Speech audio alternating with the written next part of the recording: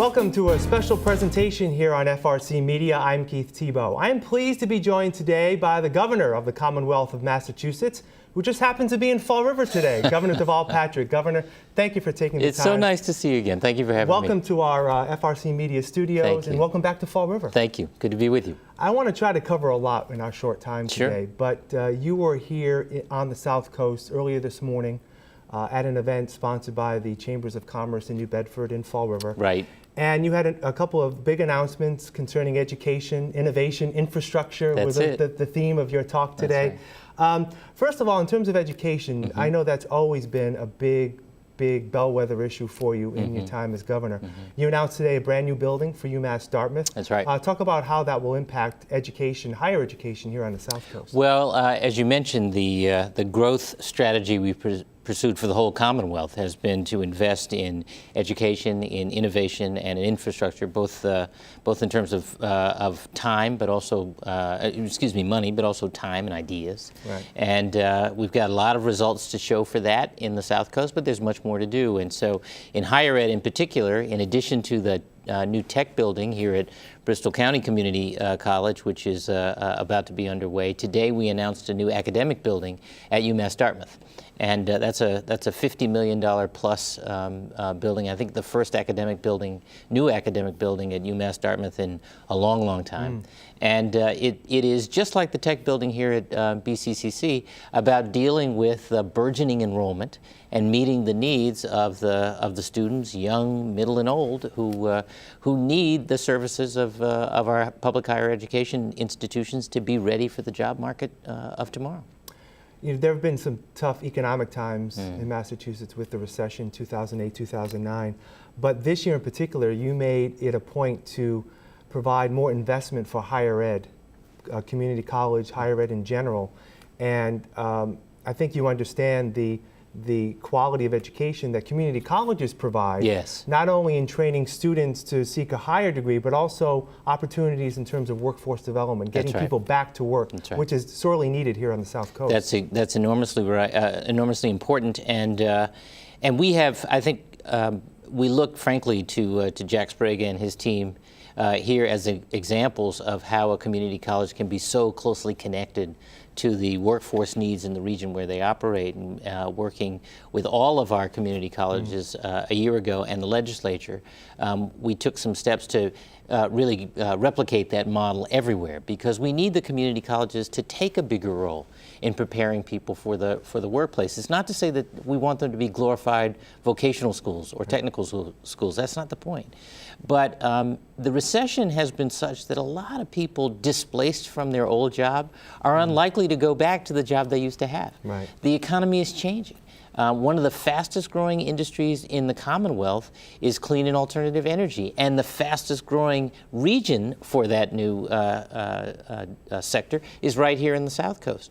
So that's just an example, one of many, where we need the community colleges, along with our VOTEC schools, along with our universities, to step up and help people get ready for those opportunities. And so that's why we invest, one of the reasons why we invest in public higher ed. The other big part of it is making it affordable, which has been a continuing challenge, I think, for a long, long time. And for a couple of decades now, the state has, in effect, withdrawn. I guess the way to put it is that the state's share of supporting the operating expenses of public higher ed has diminished over time. And we're trying to bring that back to a 50-50 share. And with the legislature's help, we made a big step forward this last year. You also talked about forging more public-private partnership in terms of job creation, on how government can maybe make it a little easier to have jobs created, but they don't create jobs. That's right. How does that? Well, I'm a private sector guy through most of my professional life, and the lessons I learned in the private sector were about how growth comes not from cuts but from investment, and that businesses need government to do investment alongside those businesses in order to enable growth. So we talk about education because in a global economy, in the midst of a knowledge explosion, the best educated, the well-educated and well-prepared will be the ones who get those opportunities and can compete for those jobs. We talk about innovation because there are a handful of industries, Keith, that depend on that kind of concentration of brain power. Clean and alternative energy is one, life sciences and biotech, all of the tech sectors, and the new tech like gaming and cybersecurity and big data and so forth. And then finally, infrastructure, which is so basic, but has been so neglected in Massachusetts outside of Boston for a long, long time, really on account of the big dig. And that ranges from, projects like the off-ramp on 24 to get to the new biopark to South Coast Rail. Right. And we spent a lot of time and a lot of money with the help of and support of the legislature to begin to bring that back. You did make a sort of an infrastructure announcement locally here in Fall River, the announcement of a new park which will run across our Quikasham River here in Fall River. Right, and thank you for saying it. I was hoping you would. I was hoping you would say Quikasham before I did, because I'm always processing whether I'm getting it just right. But this is a part of the old Watuppa rail line, right. which abuts an area of old mills that are in the process of being redeveloped. In fact, some of them have as really marvelous housing, and this completes that neighborhood. Right. So some green space along the river for the families who will be moving into those buildings. Of course, you were asked again today about South Coast Sure. Rail. You were here a little over a month ago in New Bedford to announce that the Army Corps of Engineers environmental study was complete. At last. And now you can pretty much say that it's coming. It's coming. Is that correct? Yes, we have, as you know, acquired the right-of-way. We did that several years ago. We started construction, actually have completed construction on a number of the bridges that are part of that project in New Bedford. We now have the route approved, and it's a good route. It's the smartest and best route, thanks to the Army Corps. That took 5 years, which was about 4.5 longer than we originally promised, but here we are. The commuter rail is coming to the South Coast, and well nigh time it should. And that will all tie in again to boosting economic development That's in this, exactly right. in this region, working with, again, higher education and businesses, and hopefully getting people from Boston to move down here. You know what? Thank you for mentioning that last point, because when I'm frequently making the case to my colleagues back on Beacon Hill that the economic interests of Boston are also served by South Coast Rail, because imagine being able to work in downtown Boston in one of those tech jobs and get a 45-minute train at the end of the day to Fall River and New Bedford and live in an affordable and lovely family neighborhood. That sort of, and frankly, all along the corridor will have economic benefits. So this is a project a long time coming. I think someone told me 30 years or 40 years. Governors have been promising this and then not taking the steps once they got the votes from the South Coast to actually deliver. I feel proud of the fact that our administration has done more than any of my predecessors to advance this project, and we're going to try to leave it by the time I leave office in 14 months at a point of no return, so that the project is inevitable. It will be up to, and I'm sorry to interrupt, or to prolong this, but it will be up to the people of the South Coast to hold the next governor and the legislators accountable to complete the project. But I think they will. Well, that was going to be my next point. 14 months, you're no longer governor. Right. Depending on who is governor, how likely will it be that this will be an ironclad done deal? Well, and what can you do in the last 14 months? Well, as I was saying, we're going to try to take as many steps as we can so that the project is at a point of no return where you can't not complete it.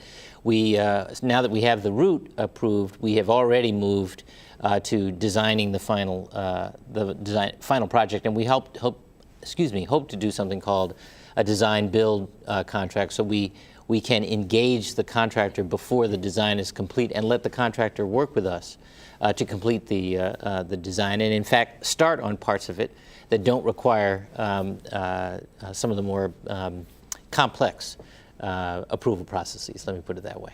But I think that the other part of this is that as people evaluate for whom to vote for governor, press on this question.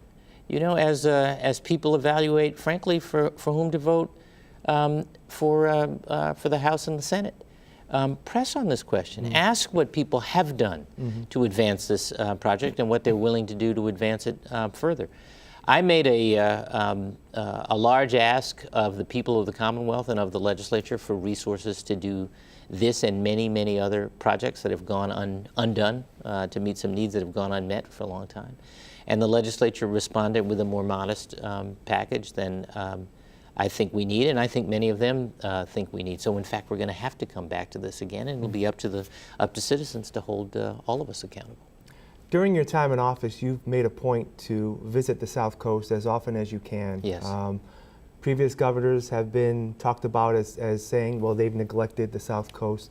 How important was it for you to reach out, not only to the South Coast, but all areas of the Commonwealth in making sure that the needs of those local, whether it be the Berkshires, South Coast, the Cape, Greater Boston, get their needs met through your office?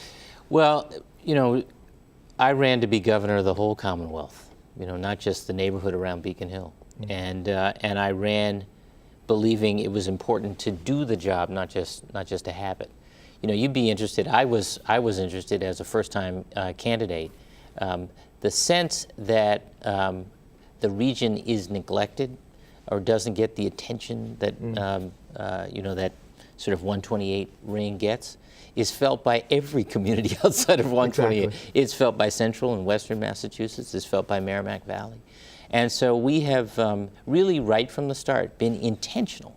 When I say we, I mean my cabinet, my whole administration, about making our presence felt and making our policies relevant in every part of the Commonwealth, and responsive, I guess is the right way to put it, to every region of the Commonwealth. So.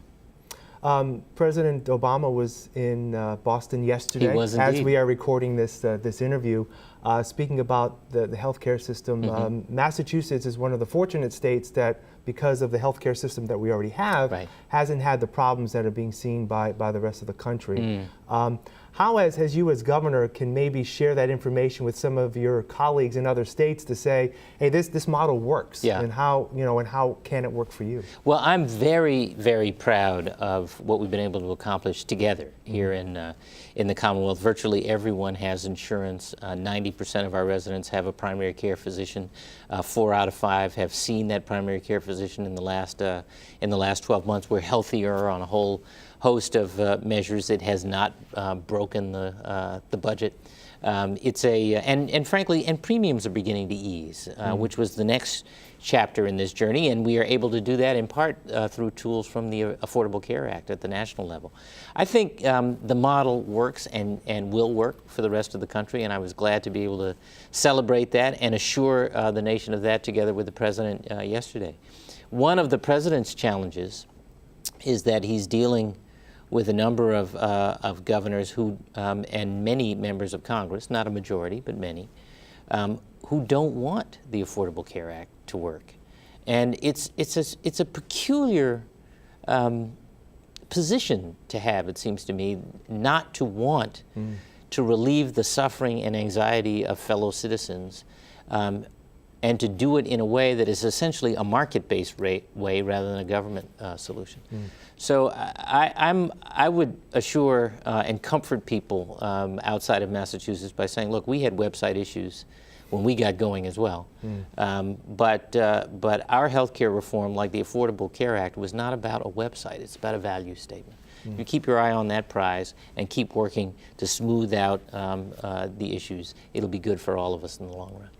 Again, I appreciate you joining us here at our FRC Media Studios. You've been doing a lot of community media interviews like this. I love community media. What about it do you like, and how is it, why do you like it and getting your message out? Well, one is very personal. I stink at sound bites, so you know, it takes me a little longer to finish a thought and not just, and I don't want to reduce it. People don't really think in sound bites. So you get to speak in whole sentences and paragraphs and actually have a conversation and have a conversation. I like that about community media, and everybody watches it, which is the other thing. It's amazing how when things are not on their schedule, believe me, the phone rings, and it's a great resource, and I'm glad that you appreciate the work that we do. Well, I appreciate you're giving me the time. You had mentioned that you have one final question. You have 14 months left to your term here as Massachusetts governor. Any thoughts about what will happen in 2015 and beyond? You mean for the governor? For you. Oh, for me? You Well, I'll be looking for a job. I promised my family that I would serve 2 terms if the people would have me, and I would give it my all as I do in the things I do, and then I would pay some attention to them, and so I think it's about a little more earnings and a little more time. So something in the private sector. I'm not sure what it is yet. I'm trying to keep my head in my current job for the time being. Well, Governor, our doors are always open to you. In Thank the you, last Keith. 14 months, please visit us again. Thank you for joining us. I appreciate it. It's good to be with you. Thank you. And thank you for joining us for this conversation with Governor Deval Patrick. I'm Keith Tebow. Thanks for watching.